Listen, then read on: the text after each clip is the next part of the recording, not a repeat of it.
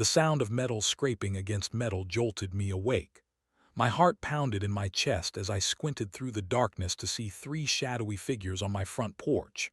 Max was already alert beside me, a low growl rumbling from deep in his chest. I placed my hand on his back, signaling him to stay calm. The flashlight beam cut through my living room window, illuminating the badges on their chests. 3 officers, at 3 in the morning. This was not a courtesy call. "Travis Wilson," a female voice called out. "We have a warrant to seize the dangerous animal on these premises." My mouth went dry. Dangerous animal. Max had served alongside police officers for 7 years. He had saved lives. He had protected the innocent. And now they were here to take him away based on lies and fabricated reports. As I opened the door, the sheriff stepped forward, her face twisted into a smirk of satisfaction. Behind her stood Sheila, arms crossed, watching from the street with cold triumph in her eyes. And that was when I realized the terrible truth. This had never been about my dog. This had been about power, about control. And Sheila had finally found a way to break me. My name is Travis Wilson, and after 22 years in law enforcement, I believed I had finally found peace. The badge, the gun, the constant vigilance. I left it all behind for a small house on the edge of Millfield, population 4,873. The kind of town where everyone knows everyone, where life moves at the pace of the seasons, and where a man and his dog could disappear into blessed anonymity. Max was not just a dog. He never had been. He was a decorated K-9 officer, trained to detect narcotics, track suspects, and protect his handler at all costs. Together, we had worked hundreds of cases. He had taken down armed suspects, found missing children, and once, he had saved my life by detecting an armed suspect hiding in a closet during a house raid. The scar on my left shoulder had healed, but the memory remained vivid. Without Max's warning growl that day, I would have been another name on a memorial wall. The department had let him retire with me, an uncommon courtesy that recognized the bond between us. His service record spoke for itself. 7 years of exemplary duty, 3 commendations, and a reputation that had criminals requesting different holding cells when they heard Max was on shift. Now his days consisted of long walks in the woods behind my house, napping in sun patches on the porch, and the occasional training exercise to keep his mind sharp. I kept to myself in Millfield. The locals knew me as the quiet guy with the German shepherd at the edge of town. I shopped at the local market, nodded politely to neighbors, and declined invitations to community events. My retirement fund covered my modest needs, and Max's pension. Yes, retired K-9s often receive benefits, handled his specialized food and occasional veterinary care. Our routine was simple and predictable. Wake before dawn, coffee on the porch while watching the sunrise, a 3-mile hike through the woods, breakfast, reading or household chores until afternoon, another walk, dinner, television or a book, sleep, repeat. The repetition was healing after years of shift work, adrenaline spikes, and the constant background noise of police radios. But even in small towns, people notice things.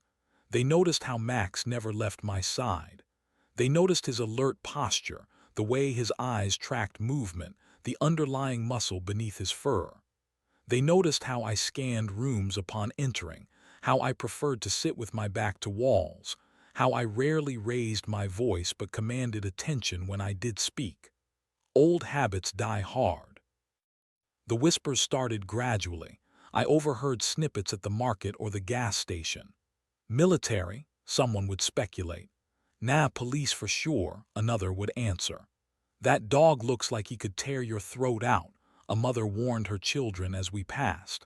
Max never gave them reason to fear. He walked perfectly at heel, never approached children without permission, never barked unnecessarily. But fear rarely requires evidence. The tension remained subtle at first. Parents would cross the street when they saw us coming. Conversations would pause when I entered the hardware store. At the local diner, I was always seated at the far corner table, away from families. It bothered me less than it should have. After 2 decades of seeing humanity at its worst, a little social distance seemed like a small price to pay for tranquility. What I failed to recognize was how quickly peace could shatter, how vulnerable a solitary man becomes when the community views him as an outsider, how dangerous ignorance can be when wielded by someone with authority and an agenda. The first sign of trouble came on a Tuesday in early October. The leaves had begun their transformation, painting the hills surrounding Millfield in fiery oranges and deep reds. Max and I were returning from our morning walk when a moving truck rumbled past us and turned onto Cedar Lane, 2 streets down from my own. New neighbors were uncommon in Millfield. People tended to be born here, live here, and die here. Outsiders like me were rarities, tolerated but never fully embraced. I thought nothing of it at the time. Just another family seeking the quiet life of a small town. I could not have known that the woman directing the movers where to place her furniture would soon become my tormentor. I could not have known that her arrival would mark the end of my hard-earned peace.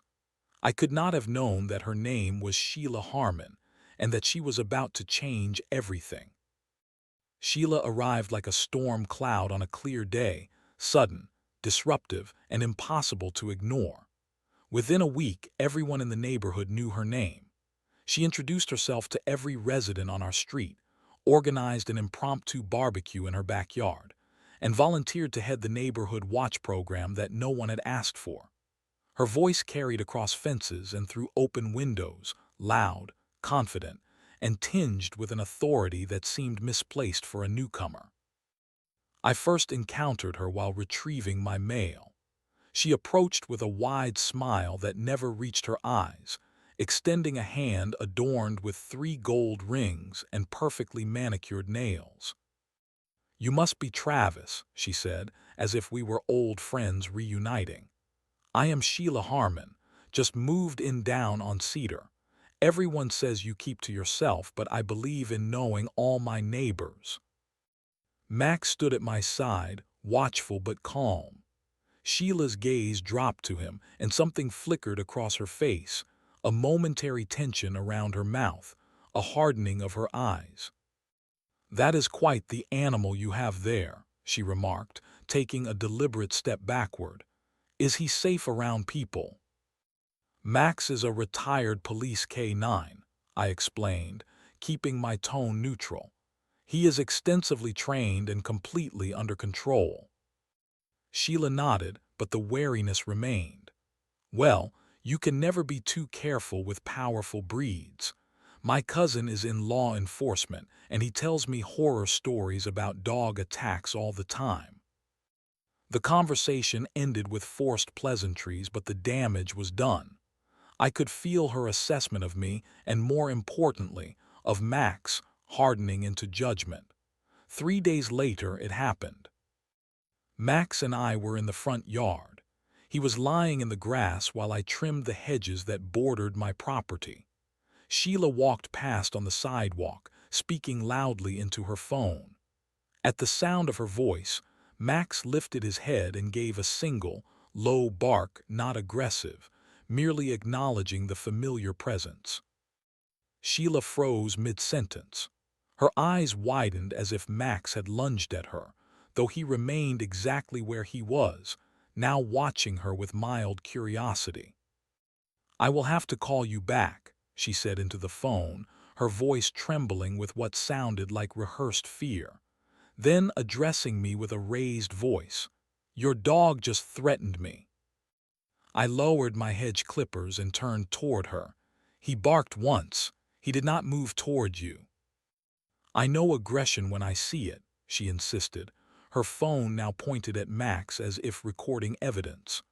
"That dog just lunged and growled at me. I was nearly attacked on a public sidewalk."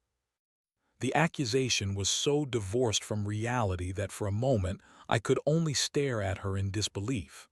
Max had not moved an inch from his spot on the grass. He had not growled. He had certainly not lunged. "That is not what happened, and you know it," I said finally, keeping my voice level despite the anger building in my chest. "Are you calling me a liar?"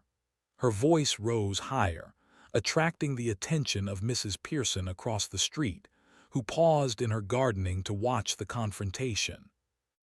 "I am saying your perception is incorrect. Max is a trained professional animal. He does not lunge at passers-by." Sheila's expression shifted then, a calculating look replacing the manufactured fear. "Well, we will just see what animal control has to say about that, won't we? I do not feel safe walking in my own neighborhood with dangerous animals roaming around." She strode away before I could respond, her phone already back at her ear. I called Max to my side, suddenly aware of the neighbors watching from windows and porches. The peaceful afternoon had transformed into a spectacle, with Max and me at its center. The next morning, I found the notice taped to my gate. Official letterhead from the County Animal Control Department, informing me of a formal complaint regarding an aggressive animal at my address. The document instructed me to ensure the animal was properly contained, and warned that additional complaints could result in mandatory evaluation or removal.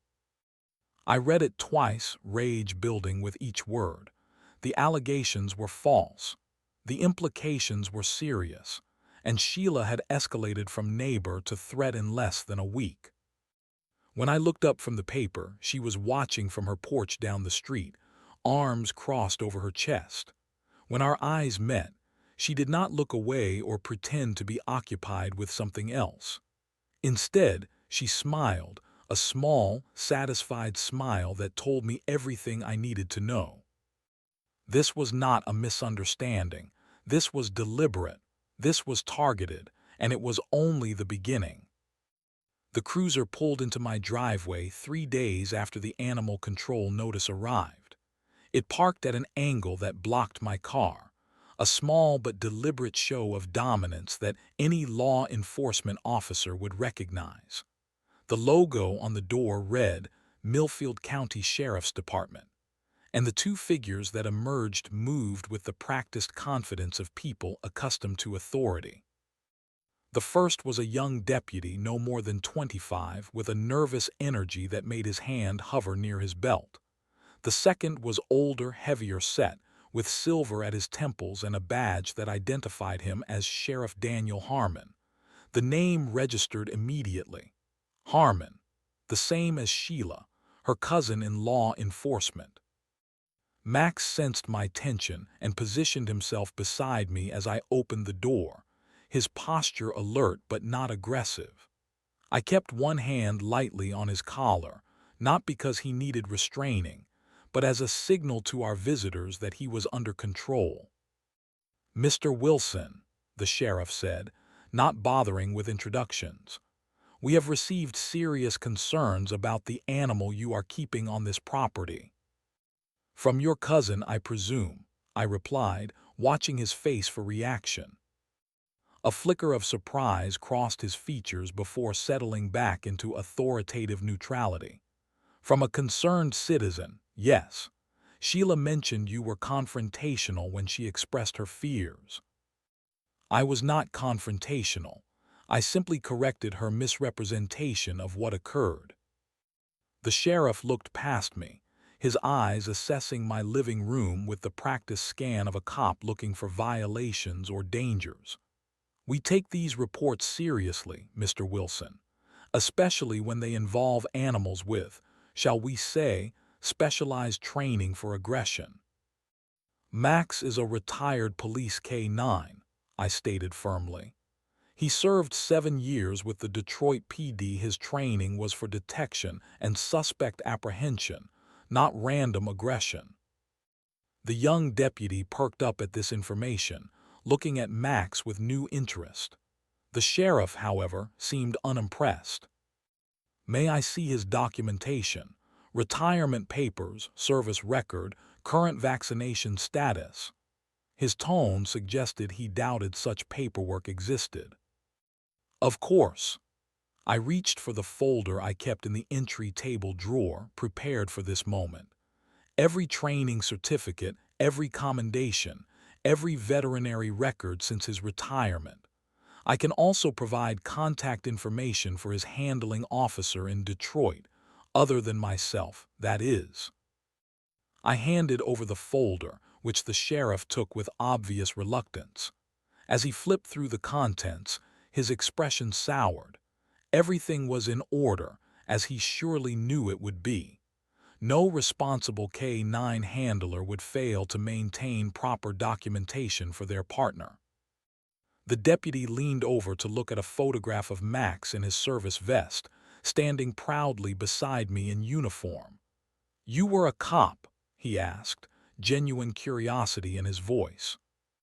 22 years. Narcotics Division, K-9 unit for the last 10. The sheriff closed the folder with more force than necessary. "Well, Mr. Wilson, being a former officer does not exempt you from local ordinances. Your dog has been reported as a threat to public safety." "By one person, with no evidence contrary to his actual behavior and training," I countered. "In my experience, that does not constitute grounds for harassment." The sheriff's face hardened at the word harassment. "Watch yourself, Wilson. We are performing our duty to this community. Now, Millfield has a strict leash law and a zero-tolerance policy for aggressive animals. Your next violation will result in more than just a warning." "There has been no violation," I said, feeling Max shift slightly against my leg, responding to my rising blood pressure. "And there will not be one because Max is not an aggressive animal." The sheriff handed back the folder and adjusted his belt, another dominance display familiar to anyone who has worn a uniform. "That remains to be seen. My cousin says otherwise, and she has lived in this county her entire life. You have been here, what, 6 months? Consider this a friendly professional courtesy from one law enforcement officer to another. Keep that dog under control, or we will do it for you." As they turned to leave, the deputy glanced back at Max with what looked like respect, before hurrying after his superior. I watched until the cruiser backed out of my driveway, noted the way it lingered in front of my house before driving slowly past Sheila's residence down the street. Even from this distance, I could see her step onto her porch as the vehicle slowed, the brief conversation that passed between her and the sheriff. I closed the door and knelt beside Max, running my hands through his thick fur.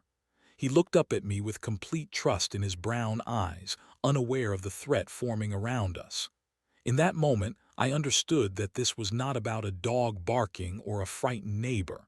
This was about power, about territory, about a woman with connections who had decided, for whatever reason, that Max and I did not belong. "It is okay, boy," I told him, though we both knew it was not. "We have dealt with worse than small-town politics." But as I spoke the words, I wondered if that was true. On the streets of Detroit, the threats had been open, the dangers clear. Here, in this peaceful town, the danger wore smiles and badges and operated through whispers and paperwork. And somehow, that felt far more treacherous. The following week passed in a fragile calm. I adjusted our routine, keeping Max closer to the house, shortening our walks to reduce opportunities for confrontation. I installed security cameras covering my front yard, driveway, and the street directly in front of my property. A precaution that seemed excessive until I reviewed the footage and discovered Sheila had walked past my house 8 times in a single day, each time slowing to peer through the fence. On Thursday morning, I was drinking coffee on my back porch when Mrs. Pearson from across the street approached my fence. Unlike most neighbors who had grown distant since Sheila's arrival, Alina Pearson had maintained a polite neutrality, occasionally sharing tomatoes from her garden or weather observations over the fence. "Travis," she said, her voice lowered though no one else was around, "I thought you should know there is talk going around about your dog." I set down my coffee cup. "What kind of talk?" "Sheila has been telling people that Max attacked her cat. Says the poor thing has been missing since Monday, and she saw your dog chasing it into the woods." Mrs. Pearson twisted her gardening gloves in her hands. "I know it cannot be true because I saw her cat sitting in her window yesterday afternoon, plain as day. But she has been crying to anyone who will listen about her missing pet." The information settled in my stomach like a stone. "Thank you for telling me, Alina. I appreciate you coming forward." She nodded, glancing over her shoulder as if concerned about being seen speaking to me. "Be careful, Travis. Her cousin has always been trouble throwing his weight around. And that woman," she shook her head, "something is not right there." After she left, I reviewed my security footage from Monday. Max had been inside all day except for a brief, leashed walk in the afternoon, nowhere near Sheila's house and certainly not chasing any cats. But truth, I was learning, mattered less than perception in small towns like Millfield. The second animal control notice arrived on Friday morning. This one detailed a complaint about a large, aggressive dog attacking and potentially killing domestic pets in the neighborhood.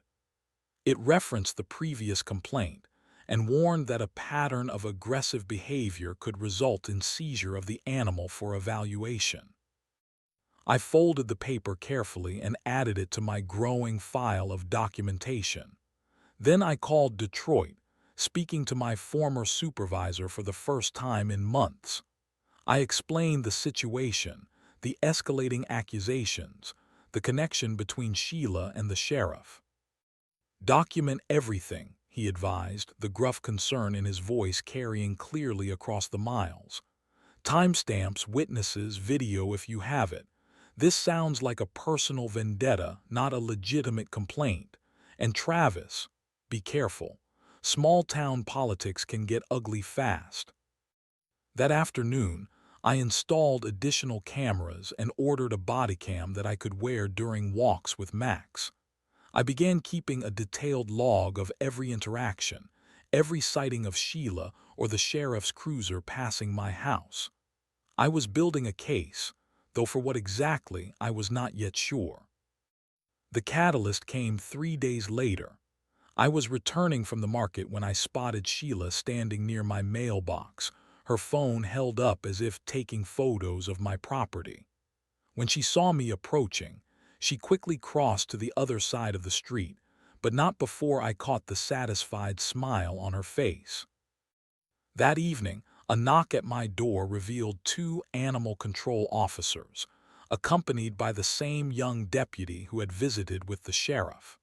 They handed me a third notice, this one claiming a resident had photographic evidence of my dangerous animal roaming unleashed in the neighborhood.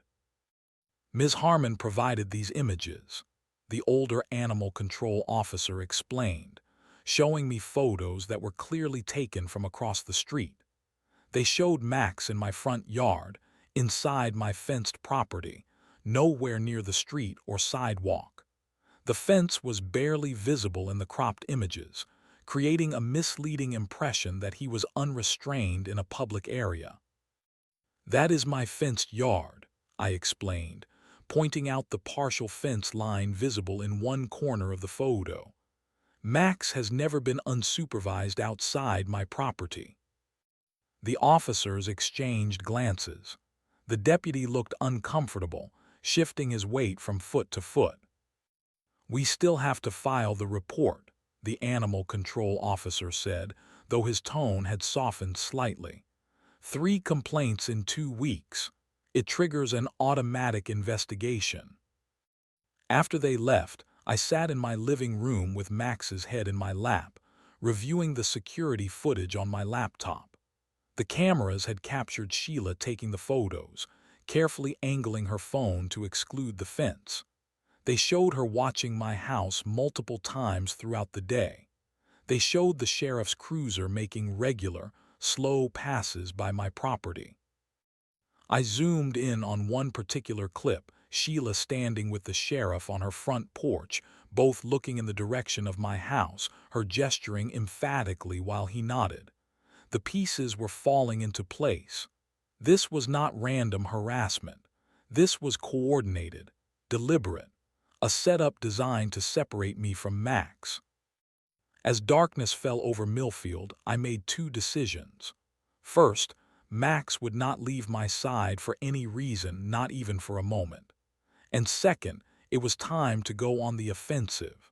If Sheila and her cousin wanted a fight, they would discover they had chosen the wrong opponent. The pounding on my door came at 6:15 a.m., three sharp knocks that carried the unmistakable authority of law enforcement. Max was alert instantly, moving to my side as I rose from the kitchen table where I had been reviewing my documentation. Through the security camera feed on my phone, I could see the sheriff, two deputies, and an animal control van parked at the curb. I took a deep breath, attached Max's leash, and opened the door. "Travis Wilson," Sheriff Harmon announced formally, holding up a document. "I have a court order to seize the dangerous animal on these premises for evaluation following multiple public safety complaints." My mouth went dry, but years of training kept my expression neutral. "May I see the order?" He handed it over with poorly disguised satisfaction. The paper trembled slightly in my hands as I read a temporary seizure order signed by Judge Malcolm Reynolds, citing 3 separate complaints and photographic evidence of public endangerment. The legal language was precise, the authority clear. They had built their case methodically, piece by manufactured piece. "This is based on falsified reports," I said, my voice steadier than I felt. "The photos were deliberately misleading. Max has never threatened anyone. He has never been unleashed off my property." "Take it up with the judge," the sheriff replied. "Right now, you need to hand over the animal or face obstruction charges." Behind him, the animal control officer approached with a catch pole, a tool used for dangerous, uncooperative animals. The sight of it made my blood boil. Max had spent his life serving alongside officers like these, protecting people, upholding the law. Now he was being treated like a rabid stray. "That will not be necessary," I said sharply.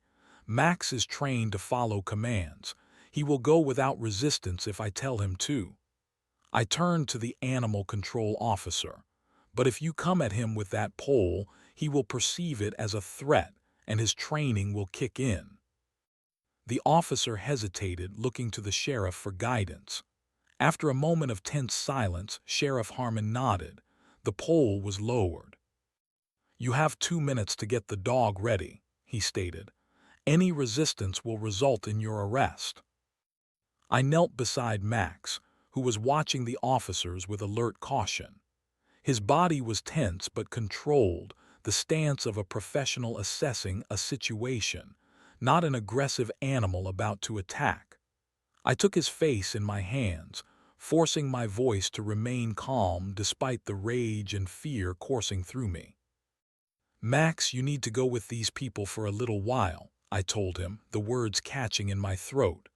"I will come for you, I promise, but right now you need to go quietly." His brown eyes held mine, filled with trust and confusion.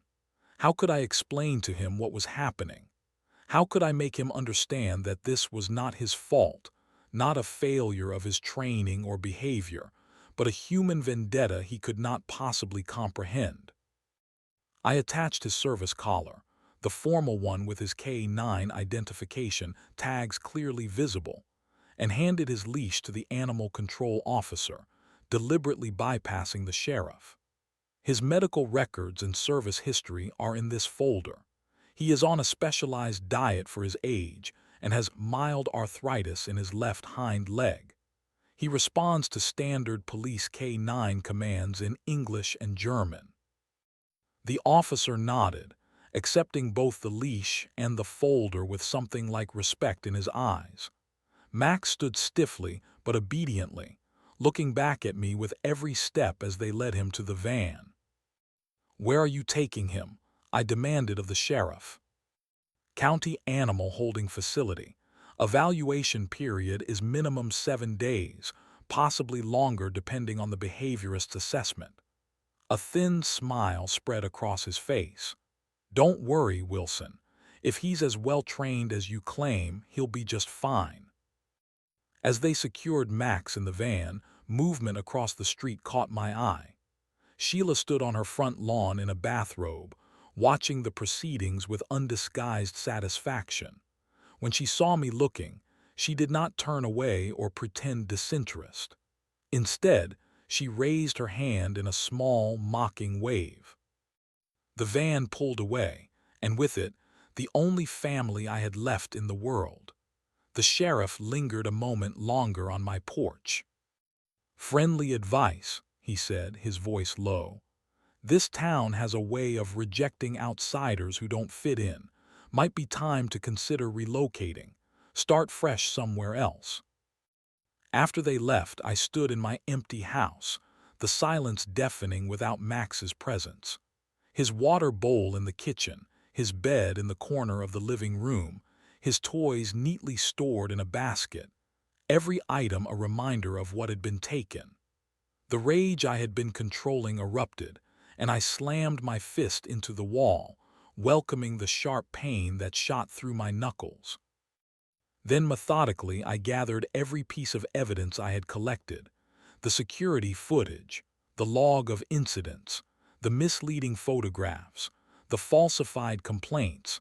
I made copies, stored backups in the cloud. This was no longer about defending ourselves. This was about exposing corruption and abuse of power.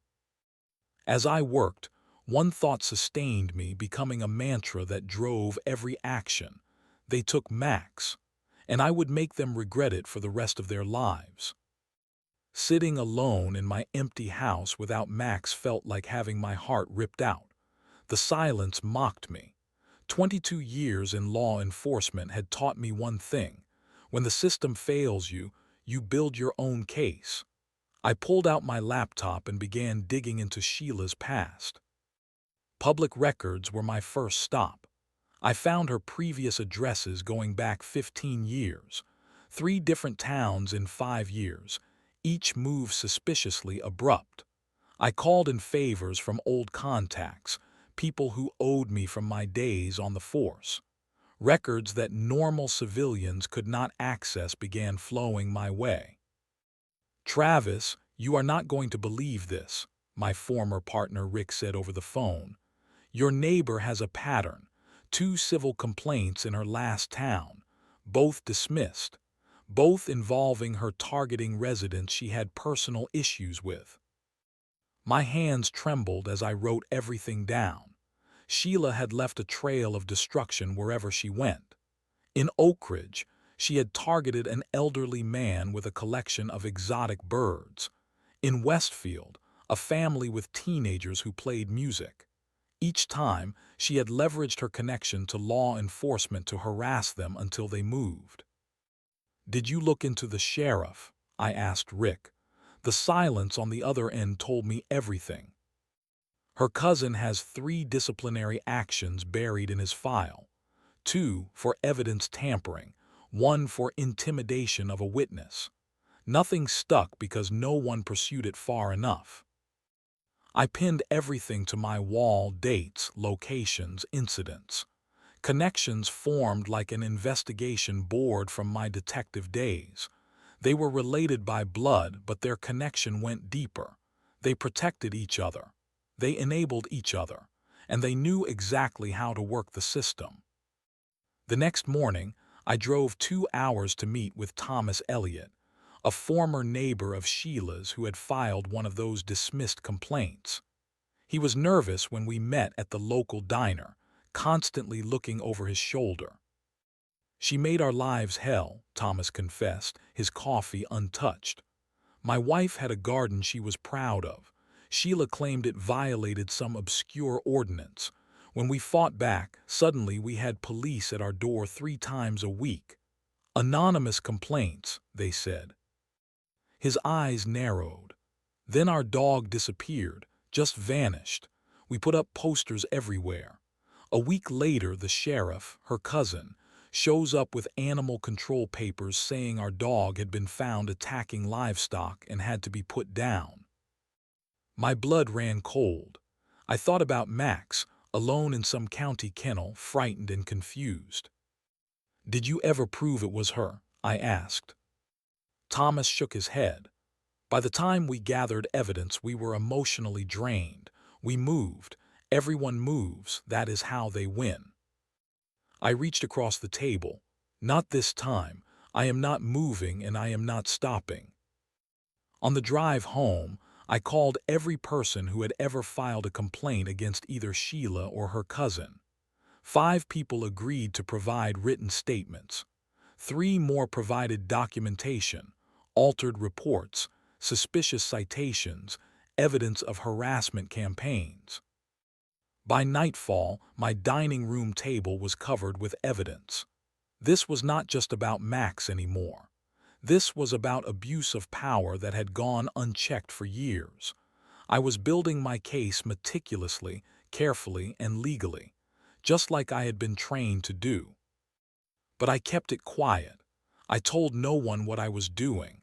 I made my appearance in town normal and subdued. Let them think they had broken me. Let them think they had won. They had no idea what was coming. The call came on a Tuesday evening as I was reviewing my evidence. An unknown number. I almost did not answer. "Is this Travis Moore?" a hushed male voice asked when I picked up. "Who is asking?" I responded, instantly alert. "My name is Officer James Wilson. I work with Sheriff Mathies." He paused, his breathing audible. "I cannot talk long. Can we meet?" We arranged to meet at a fishing spot 20 miles out of town. Neutral ground. I arrived early and watched the entrance. Old habits die hard. When a young deputy in civilian clothes appeared, I recognized him from the day they took Max. He had been the only one who looked uncomfortable with the whole operation. "I should not be here," he said, glancing around nervously as he approached. "If they find out I talked to you, my career is over." "Why are you risking it then?" I asked, studying his face. James looked down at his hands. "I joined to help people. What they are doing, it is not right." He pulled out a manila envelope from his jacket. "Your dog is being kept in isolation. No one can see him. There is nothing wrong with him. They are just waiting you out, hoping you will give up." Inside the envelope were photocopies of internal documents, complaint forms with dates altered, reports with sections highlighted and notes in the margins indicating where details had been embellished or completely fabricated. "They do this often?" I asked. "More than you would believe. The sheriff and his cousin, they think they own this town." James looked physically ill. "But this time they went too far." He pulled out his phone and played an audio recording. Sheila's voice came through clearly. "Did you see his face when they took that mutt? Priceless. Give it another week, he will sign the release papers, and we can finally have that problem solved." A male voice, the sheriff, laughed. "You sure know how to clear out the undesirables, cousin. Dad would be proud." I felt my jaw tighten as I fought to maintain composure. Why are they targeting me specifically? James shook his head. "Your property, Sheila wants it. Your 3 acres backs up to her new development plans. She has been trying to buy out everyone on your road." The pieces clicked together. The other neighbors had sold. I had ignored her lowball offer when I first moved in. This was never about Max barking. This was about forcing me out. There is more, James continued. They falsified Max's evaluation, said he showed aggressive tendencies and recommended euthanasia if not claimed within 30 days. My heart stopped. When did the 30 days start? 2 weeks ago. His eyes met mine. You have 2 weeks left. I copied everything, took photographs of the documents, and recorded James explaining each piece of evidence. When he stood to leave, I reached out my hand. Thank you. You are risking everything for a stranger and his dog. James shook my hand firmly. My father was a K-9 officer. I know what those dogs mean to their partners. His voice broke slightly. And no one should be above the law, not even those enforcing it. As he walked away, he turned back one last time. Town hall meeting is Thursday night. The sheriff and Sheila always attend. Just be careful, they have a lot of allies. I drove home with a new sense of purpose. I had been building my case carefully, but now I had a deadline. 2 weeks until they could legally put Max down. I would not let that happen. That night, I compiled everything into organized files. The whistleblower evidence, the historical pattern, the testimonies from previous victims, the property records showing Sheila's development company and her systematic acquisition of land in my neighborhood. For the first time since moving to this town, I put on my old service uniform. It still fit, though a bit tighter around the middle. I polished my badges and commendations. I laid out Max's service record, his medals, his retirement certificate. Thursday night would change everything. I was going to war, not with guns or violence, but with truth, and I was bringing everything I had. The town hall was a converted church, its high ceilings and wooden pews giving it the feeling of a courtroom rather than a community space. I arrived 30 minutes early, dressed in a simple suit with my police commendations pinned discreetly to my lapel. I wanted to look respectable, not intimidating. People filtered in slowly, filling the pews with the usual faces of small-town governance. I recognized members of the town council, business owners, concerned citizens. And then Sheila entered, the sheriff close behind her. They looked confident, relaxed, as if attending a social gathering rather than a public forum. Sheila saw me and smirked. The sheriff nodded politely, maintaining his public persona. Neither suspected what was about to happen. The meeting began with standard procedures, budget approvals, road maintenance discussions, planning permits. I sat silently, my heart pounding against my ribs as I waited for the public comment period. My folder of evidence felt heavy in my hands. We will now open the floor for public comments or concerns, the council chairman announced. Please keep remarks to 3 minutes. I stood immediately, walked deliberately to the microphone at the center of the room. The chairman recognized me with visible surprise.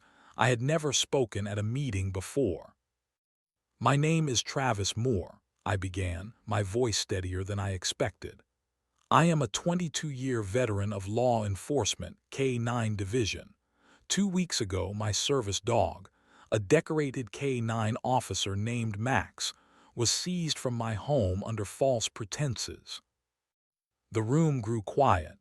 I could feel Sheila shifting in her seat behind me. I am here tonight not just as a concerned citizen, but as someone who has uncovered a pattern of corruption and abuse of power that threatens the very foundation of this community. I opened my folder and began methodically presenting my case. I displayed property records showing Sheila's development company and her systematic purchasing of land around mine. I shared testimonies from her previous neighborhoods, detailing her pattern of harassment and intimidation. Ms. Sheila Morgan has used her family connection to law enforcement to target residents who stand in the way of her personal and financial interests, I stated, turning to face her directly. And her cousin, Sheriff Mathies, has abused his position to help her. Gasps rippled through the audience. The sheriff stood up. "These are serious and unfounded accusations," he said sternly. "Mr. Moore is clearly upset about his dangerous dog being properly contained." I smiled thinly and played the audio recording. Sheila's voice filled the room, crystal clear. "Did you see his face when they took that mutt? Priceless." The sheriff's face drained of color. Sheila lunged to her feet. "That recording is doctored. This is slander," she shouted. "I have sworn statements from 7 of your previous victims," I continued calmly. "I have internal documents showing falsified reports, and I have testimony from one of your own deputies about the systematic abuse of power within the department." The town council chairman banged his gavel repeatedly as the room erupted. People were shouting questions, demanding answers. Some defended the sheriff, calling me an outsider making trouble. Others looked shocked, connecting dots from their own experiences. An elderly woman stood up shakily from her seat. "They did the same thing to my Charlie," she said, her voice quavering. "My poodle said he bit someone. He never bit nobody in 15 years. A man from the back called out, "They ticketed my business every day for a month after I refused to sell my lot." The momentum was building. The truth was breaking through years of fear and silence. I laid out the final piece, the falsified evaluation report on Max, with the recommendation for euthanasia if not claimed within 30 days. "My dog is scheduled to be put down in 2 weeks based on fabricated evidence." Martha Jenkins, the town's most respected elementary school teacher for 30 years, stood up firmly. "I move that we immediately form an investigation committee and place both Sheriff Mathies and Ms. Morgan under review, and that dog needs to come home tonight." The vote was not unanimous. Sheila and the sheriff had friends in the room, but the motion passed.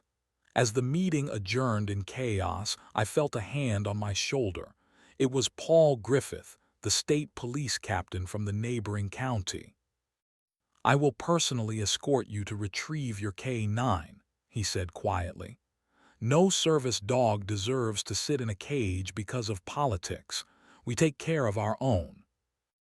As I walked out, Sheila blocked my path, her face contorted with rage. "This is not over," she hissed. "You have no idea who you are dealing with." I looked her directly in the eyes. "Neither do you." The county animal shelter was cold and smelled of disinfectant and fear. Captain Griffith flashed his badge at the night attendant, whose eyes widened at the state police credentials. "We are here for the K9 officer in your custody," he stated firmly. "Service dog registration number 8547 K9. The attendant stuttered that she needed authorization from Sheriff Mathies, but Captain Griffith simply slid the emergency custody transfer form across the counter. "This supersedes local authority. The dog comes with us now." She led us down a concrete hallway to the isolation section. The kennels here were separated from the main adoption area. Most were empty except for the last one. There he was, my partner, my friend.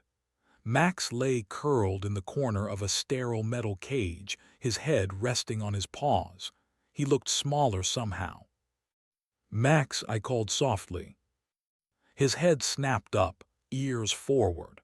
For a moment he seemed confused, as if he could not believe his senses. Then he was on his feet, pressing against the cage door, his entire body vibrating with recognition. The attendant unlocked the door with shaking hands. Max burst out, not with aggression but with pure joy, whining and circling me, pushing his body against my legs. I dropped to my knees and buried my face in his neck, inhaling his familiar scent. "I got you, buddy," I whispered, my voice breaking. "I got you back." Captain Griffith watched quietly, understanding the bond only another officer could comprehend. They did not treat him well, he observed, noticing Max's protruding ribs and dull coat. No walks, minimal food, the attendant admitted, looking embarrassed. Those were the orders. I fought back the anger rising in my chest. Max needed me calm and focused. I clipped on his leash, the spare I had brought with me, and led him toward the exit. "The paperwork," the attendant called after us. "You need to sign." "It has been signed," Captain Griffith interrupted, "by someone with actual authority." The drive home was quiet except for Max's heavy breathing in the backseat. He refused to lie down, instead sitting alert, watching the passing streetlights as if afraid this freedom might be an illusion. "The town meeting was just the beginning," Captain Griffith said as he pulled up to my house. "There will be resistance. People do not give up power easily." I nodded, understanding the warning. We have faced worse odds. He handed me his card. "Call me if there is any retaliation. The state police take corruption cases seriously." Inside my home, Max moved cautiously, reacquainting himself with each room. He sniffed corners, doorways, furniture, reclaiming his territory. When he finally came to rest on his bed by the fireplace, I sat on the floor beside him.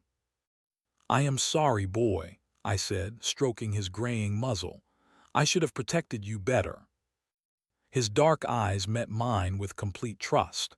Despite everything, he harbored no resentment, no fear, only loyalty. I wondered if humans could ever achieve such forgiveness. The next morning, I woke to the sound of knocking. Max was instantly alert, a low growl rumbling in his chest. I opened the door cautiously to find Martha Jenkins, the schoolteacher who had spoken up at the meeting, standing on my porch with a casserole dish. "Thought you boys might be hungry," she said simply. She was not alone. Throughout the day, people came. Some brought food. Others just wanted to meet Max, to see the decorated K-9 officer for themselves. A few apologized for believing the rumors. By evening, my refrigerator was full, and my perspective on the town had shifted. These were not all Sheila's allies or mindless followers. Many were good people who had been manipulated and frightened into silence.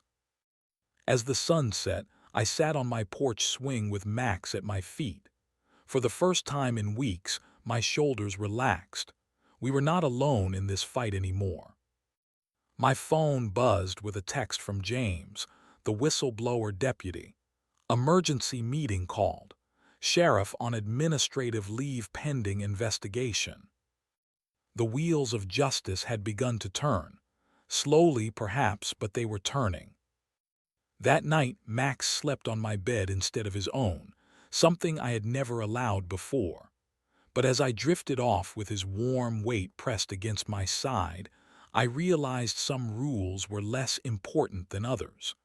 We had both earned this comfort. 3 weeks passed in a blur of depositions, evidence review, and community meetings. The state police had launched a formal investigation into both Sheriff Mathies and Sheila Morgan. Each day brought new revelations as people finally felt safe enough to come forward with their own stories. The morning newspaper, once firmly in the sheriff's pocket, now ran daily updates on the investigation. The headline today read, "Development plans linked to pattern of harassment, county officials implicated."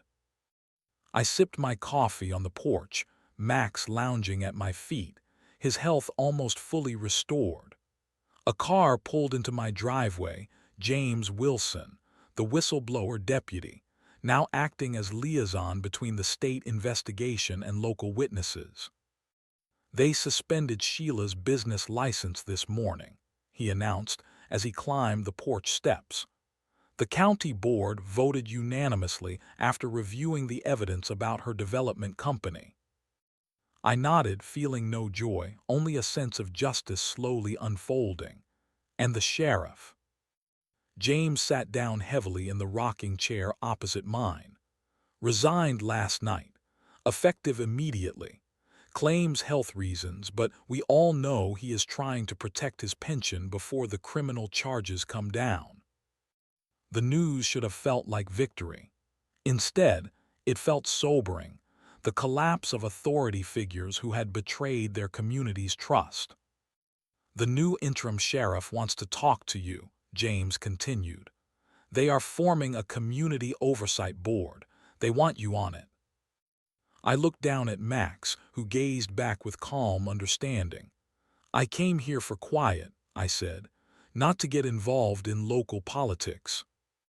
Sometimes we do not choose our battles, James replied. Sometimes they choose us. The truth of his words settled in my chest. My phone chimed with yet another message of support, this time from Thomas Elliott, Sheila's former neighbor who had shared his story with me. Heard the news. Thank you for finishing what we could not. Later that afternoon, Max and I walked through town, something I had avoided during the worst of the ordeal. People waved. A few stopped to pet Max, who accepted the attention with dignified patience. Outside the grocery store, I encountered Sheila for the first time since the town meeting. She stood beside her car, loading bags into her trunk. When she saw me, her face hardened. I could have walked by, could have ignored her. Instead, I stopped. I never wanted this, I said quietly.